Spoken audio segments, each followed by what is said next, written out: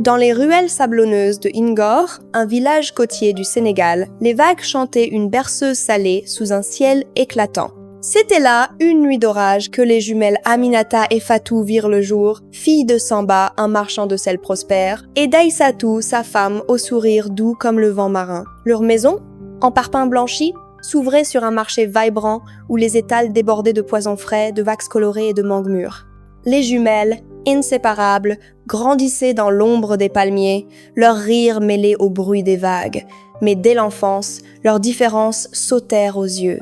Fatou, petite et menue, rayonnait d'une énergie vive, tandis qu'Aminata, grande et dotée d'une poitrine généreuse, attirait les regards et les moqueries. Les enfants du village, crus dans leur innocence, la surnommaient la fille au gros seins, riant dès qu'elle passait avec ses robes en wax. Trop encombrante pour courir, lançaient-ils, refusant de l'inclure dans leur jeu. Les femmes âgées, assises sous les auvents du marché, chuchotaient « Comment trouvera-t-elle un mari avec un corps pareil ? Elle ne tiendra jamais un foyer. » Ces mots, comme des éclats de verre, blessaient Aminata, qui baissait les yeux, rouge de honte. Mais Fatou, un feu dans le regard, bondissait à sa défense. « Traitez encore ma sœur ainsi et vous aurez affaire à moi », criait-elle, poing serré faisant taire les moqueurs. Aminata, reconnaissante, s'appuyait sur cette force, trouvant refuge dans l'amour de sa jumelle. À la maison, Aminata brillait en cuisine. Ses plats de thieboudienne parfumés au citron et au poisson fumé faisaient danser les papilles de sa famille. Samba léchait son assiette, déclarant « Tu as un don, ma fille !» Aïssatou, fière, ajoutait « C'est ta lumière !» Ces moments, autour de la table, étaient un havre où les railleries du village s'effaçaient. Mais dehors, la réalité revenait. Au marché, une vendeuse de poissons ricana un jour. « Aminata, tes seins vont faire tomber l'étal !» La foule éclata de rire et Aminata, mouette, serra son panier contre elle. Fatou, furieuse, rétorqua « Vous devriez avoir honte, vos cœurs sont plus secs que le sel. » Elle entraîna Aminata loin des regards, lui murmurant « Ne les écoute pas, tu es belle comme les vagues. » Les nuits, seule dans sa chambre, Aminata pleurait en silence. Elle ne comprenait pas pourquoi son corps, qu'elle n'avait pas choisi, faisait d'elle une cible. « Pourquoi me haïssent-ils » demandait-elle à Fatou, blottie contre elle. « Ils ont peur de ta différence, répondait Fatou, essuyant ses larmes. Mais un jour, ils verront ta grandeur. » Ces mots apaisaient Aminata, mais la douleur restait. Une vieille femme du marché, aux yeux perçants, l'observa un soir alors qu'elle achetait des épices. « L'esprit des vagues te voit, ma fille, » murmura-t-elle. « Il protège les âmes pures. » Intriguée, Aminata demanda ce qu'elle voulait dire. La vieille désigna l'océan. « Offre-lui ta vérité, et il te guidera. » Poussée par une intuition, Aminata se rendit au récif sacré, un amas de rochers battus par les vagues, où les anciens disaient que l'esprit des vagues résidait. Sous un ciel étoilé, elle déposa un bol de poisson grillé, priant « Donne-moi la force de briller, malgré leurs mots. » Une lueur bleue scintilla dans l'eau, comme un signe. Aminata rentra chez elle, le cœur un peu plus léger, ignorant que l'esprit l'avait entendu. À Ngor, les vagues continuaient leur chant, mais une tempête se préparait. Les moqueries allaient bientôt tester le lien des jumelles, et le destin d'Aminata allait basculer. À Ngor, le soleil brûlait les ruelles sablonneuses, où l'odeur du poisson grillé se mêlait au sel marin. Les jumelles Aminata et Fatou, autrefois inséparables, naviguaient dans un monde qui semblait s'acharner sur Aminata. Sa poitrine généreuse, loin d'être célébrée, devenait une arme pour les villageois. Au marché, les enfants chantaient des comptines cruelles, Aminata trop lourde pour marcher. Les femmes âgées, tissant des nattes sous les palmiers, murmuraient « Un tel corps, c'est une malédiction pour un mari ». Aminata, blessée, serrait son panier contre elle, cherchant refuge dans les regards de Fatou. « Ignore-les » soufflait sa jumelle, les yeux brillants de colère. Ils ne savent pas ce qu'ils disent. Mais la protection de Fatou, si farouche, allait bientôt vaciller. Un après-midi, Mustapha, le petit ami de Fatou, fils d'un riche négociant en poissons, arriva avec une nouvelle qui brisa l'équilibre. « Mes parents refusent notre mariage », annonça-t-il, le regard fuyant. « Ils disent que les traits d'Aminata, cette exagération, pourraient se transmettre à nos enfants. » Fatou, abasourdie, sentit son monde s'écrouler. Elle avait rêvé d'une vie avec Mustapha, une maison face à l'océan, des enfants courant sur la plage. Mais cette peur irrationnelle des gènes d'Aminata la frappa comme une trahison. Elle rentra chez elle, le cœur lourd, et, pour la première fois, ses yeux se posèrent sur Aminata avec rancune. « Tout ça, c'est à cause de toi », murmura-t-elle, les mots s'échappant comme du poison. Aminata, ignorant la cause de cette colère, tenta de réconforter Fatou. « Qu'ai-je fait ? Parle-moi » supplia-t-elle. Mais Fatou, submergée par la douleur, s'éloigna, cherchant du réconfort auprès de Ndella, une nouvelle amie du village, connue pour son rire facile et ses mots acérés. Ndella, jalouse de l'ancienne complicité des jumelles, attisa la colère de Fatou. Aminata attire tous les problèmes. Sans elle, tu serais encore avec Mustapha. Bientôt, Fatou changea. Au marché, quand une vendeuse raya Aminata, tes seins vont renverser mon étal. Fatou ne répondit pas. Pire, elle rit avec Ndella, laissant Aminata seule face à la foule moqueuse. Aminata, le visage brûlant de honte, s'enfuit, son panier tombant dans le sable. Chez elle, la cuisine, autrefois un refuge, devint un champ de bataille. Aminata prépara un yassa poulet, espérant apaiser Fatou avec son plat préféré. Mais Fatou, entrant dans la cuisine, y versa du sable, gâchant la sauce. « Pourquoi » cria Aminata, les larmes aux yeux. « Ferme-la toi et ton corps encombrant » rétorqua Fatou avant de claquer la porte. Aminata, atterrée, ramassa les morceaux de son plat, son cœur se brisant. Elle écrivit une lettre à Fatou, confessant son amour et sa douleur, mais la retrouva froissée dans la poubelle. Chaque tentative de rapprochement, un sourire, un plat, une parole, était repoussée par le silence glacial de Fatou.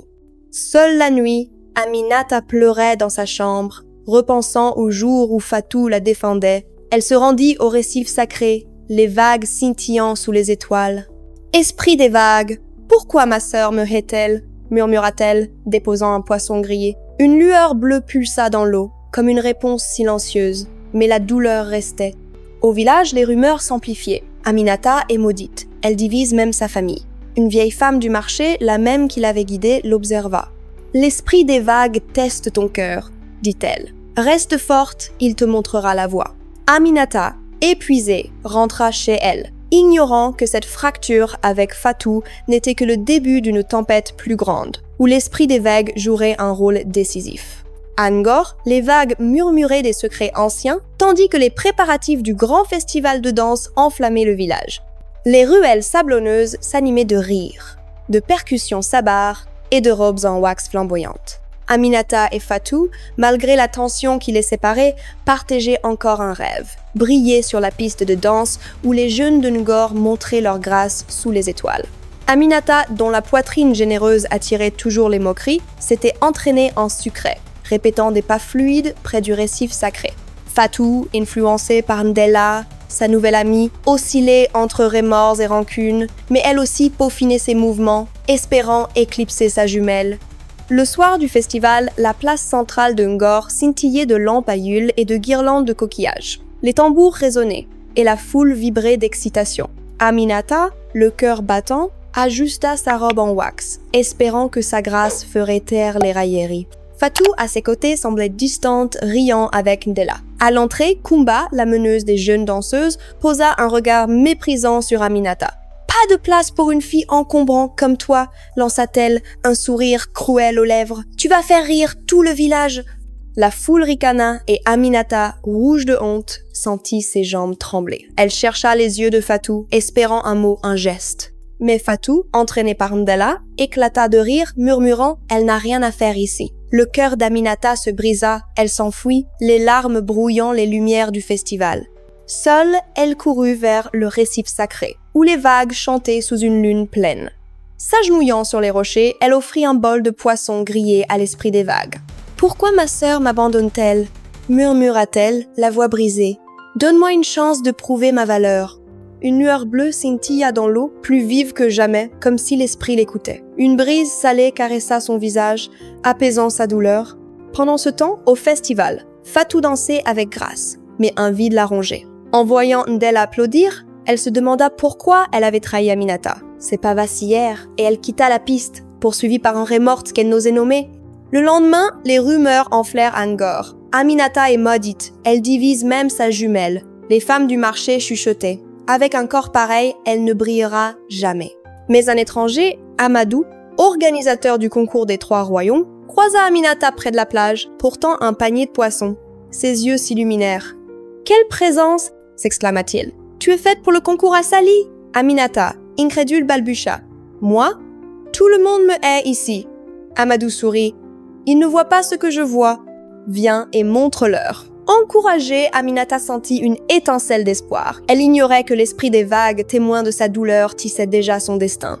Angkor, les tambours du festival s'étaient tus, mais une nouvelle épreuve approchait, où Aminata pourrait enfin danser sous un autre regard. Le soleil dorait les toits de Sali, une ville côtière où le palais royal scintillait de motifs en mosaïque. Le concours des 3 royaumes, réunissant Ngor, Joal et Mbour, attirait une foule vibrante, vêtue de wax éclatant. Aminata, encouragée par Amadou, l'organisateur, avait accepté de participer, malgré les murmures moqueurs des villageois de Ngor. Elle, représenter notre village, ricanait-il. Avec sa poitrine encombrante, elle va ridiculiser tout le monde. Fatou, accompagnée d'Undella, observait de loin, son cœur tiraillé entre jalousie et honte. « Elle va échouer !» murmura-t-elle à Ndella, mais ses mots sonnaient creux, comme si elle doutait d'elle-même. Au palais, le prince Demba, jeune et charismatique, avait choisi Aminata comme candidate supplémentaire, une prérogative royale. Lorsqu'il la vit, il fut captivé par sa présence. Une étoile parmi les vagues, déclara-t-il, ses yeux brillants d'admiration. Aminata, intimidée mais déterminée, sentit une chaleur l'envahir, comme si l'esprit des vagues l'enveloppait. La première épreuve, culinaire, demandait de préparer un plat traditionnel. Sous une tente ornée de guirlandes, Aminata cuisina un thieboudienne parfait, mêlant poisson fumé, citron et épicé. Les juges, séduits par les arômes, la qualifièrent parmi les 5 meilleurs, sous les regards stupéfaits de la foule. Fatou, dans l'ombre, serra les poings, murmurant « Elle ne mérite pas ça ». La seconde épreuve, plus périlleuse, consistait à trouver un coquillage doré caché dans une mangrove dense. Accessible après une nage à travers une rivière tumultueuse, les autres candidates, Awa de Joal, Khadi de Mbour et 2 autres, hésitaient craignant l'eau. Aminata, légère et agile, plongea avec assurance, ses mouvements fluides portés par une force invisible. Elle atteignit la mangrove la première, ses pieds s'enfonçant dans la vase. Awa, sa principale rivale, la suivit de près. Dans un buisson, Aminata aperçut un éclat bleu. « Le coquillage !» s'écria-t-elle. Mais sa robe en wax s'accrocha à une branche, la faisant trébucher. Awa, rapide, saisit l'objet bleu et s'enfuit, convaincue d'avoir gagné. Aminata, essoufflée, remarqua d'autres éclats bleus éparpillés dans la mangrove. « Ce n'est pas le vrai », murmura-t-elle, se souvenant des lueurs bleues du récif sacré. Guidée par une intuition, elle leva les yeux et vit un coffret doré perché dans un arbre, scintillant comme une étoile. Grâce à sa taille, elle grimpa avec aisance, décrocha le coffret et découvrit à l'intérieur le coquillage doré orné de motifs anciens. Son cœur battit fort, l'esprit des vagues semblait murmurer « Tu es digne ». Elle referma le coffret et courut vers le palais, ignorant la fatigue.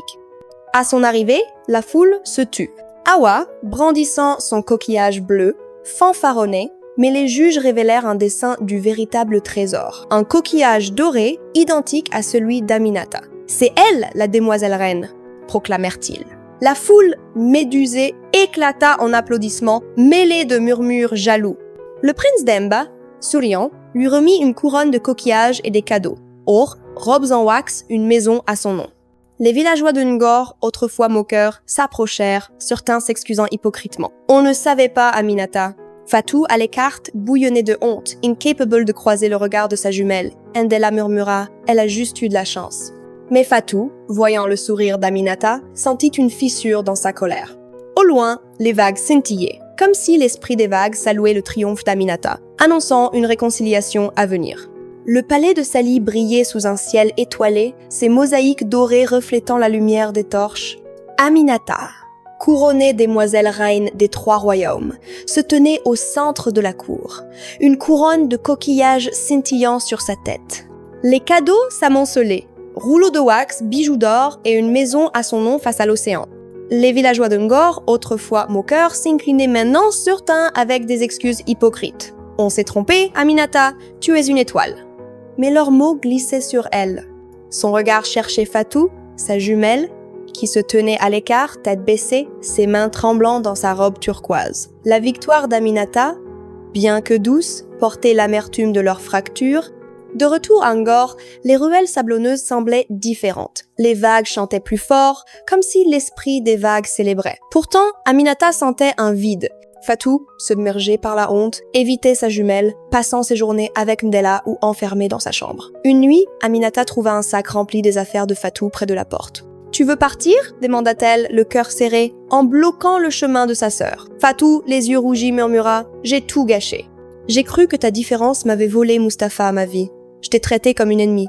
Je ne mérite pas de rester. » Ses larmes coulèrent, et Aminata, émue, s'approcha. « Nous sommes nés ensemble du même souffle, » dit-elle doucement. « Je t'aime, quoi qu'il arrive, je te pardonne. » Fatou, secoué par un sanglot, tomba dans les bras d'Aminata. Les jumelles s'enlacèrent, leurs larmes se mêlant comme les vagues sur le rivage. « J'ai été aveugle, » murmura Fatou. « Tu es ma force, pas ma faiblesse. » Leur étreinte, sous la lumière douce d'une lampe à huile, sembla apaiser l'air même de Ngor. Le lendemain, au marché, les villageois, voyant leur unité, cessèrent leurs murmures. Même Ndella, silencieuse, s'éloigna, son influence brisée. Aminata, forte de sa victoire, choisit de rester à Ngor, refusant la vie fastueuse de Sali. Elle ouvrit une petite école de cuisine, enseignant aux enfants l'art du thiéboudienne et du yassa, partageant son don avec générosité. Le prince Demba, épris, rendit visite à Ngor. « Ta beauté est ton cœur, mon conquis », déclara-t-il, debout sur la plage, son boubou royal flottant au vent. Aminata, touchée, sourit, mais répondit « Mon cœur appartient à Ngor, à ma sœur, à mon peuple. » Demba, admiratif, promit de soutenir son école, scellant une amitié sincère. Une nuit, les jumelles se rendirent ensemble au récif sacré, offrant un plat de poisson grillé à l'esprit des vagues. Une lueur bleue, plus vive que jamais, dansa sur l'eau et une brise chaude les enveloppa, comme une bénédiction. Les vagues chantaient et Ngor, apaisé, retrouvait son éclat. Aminata et Fatou, main dans la main, jurèrent de ne plus jamais se perdre. Leur lien, forgé dans la douleur et la rédemption, brillait plus fort que n'importe quelle couronne. Merci d'avoir regardé cette vidéo. Si elle vous a plu, abonnez-vous à la chaîne et likez.